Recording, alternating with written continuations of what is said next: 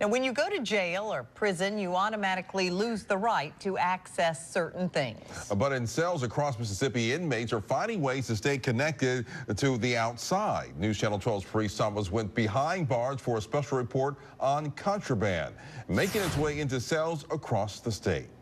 On shows like Oz or Orange is the New Black, it's not uncommon to see inmates with things they're not supposed to have. But keep in mind, those are fictional characters. And believe it or not, in jails and prisons across the state, there have been reports of inmates having unlimited access to the outside world.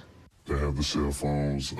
I've seen everything from marijuana to cocaine to, just anything that is illegal or they're not supposed to have, they just about have it.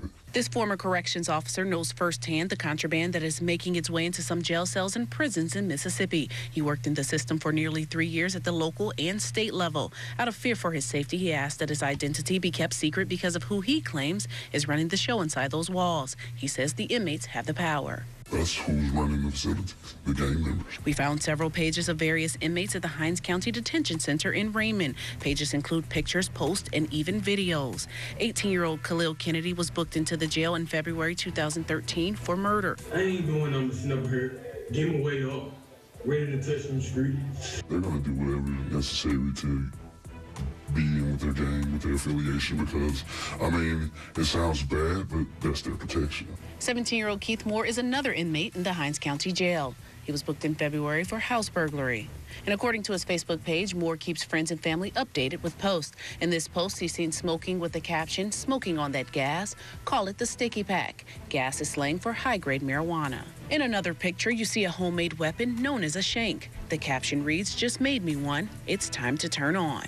Officials with the Hinds County Sheriff's Office declined our request for an on-camera interview for this story. However, a spokesperson with the Sheriff's Office did send us a statement, which reads in part, "We have shared our policies and procedures with you before, and they remain the same. Nothing has changed. Contraband entering into a detention center is nothing new and happens around the country." The Hinds County Jail is not alone in the struggle against contraband. We did some digging and found active Facebook pages of several Mississippi Department of Corrections inmates. One of the most active belongs to Daryl Green. He was convicted in 2001 for murder, sexual battery, and kidnapping.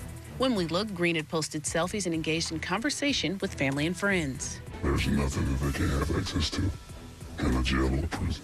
Calvin Langston was convicted in 2007 for armed robbery and is currently serving a 16-year prison sentence for that crime. Langston already has one possession of contraband conviction on his record. In this Facebook post from October, he shows off not one, but 2 cell phones. We wanted answers from the Mississippi Department of Corrections about the contraband problem. Their response reads in part, "Inmates are not allowed to have cell phones or access to the internet. We also placed both offenders in a cell phone management unit and issued them rule violation reports."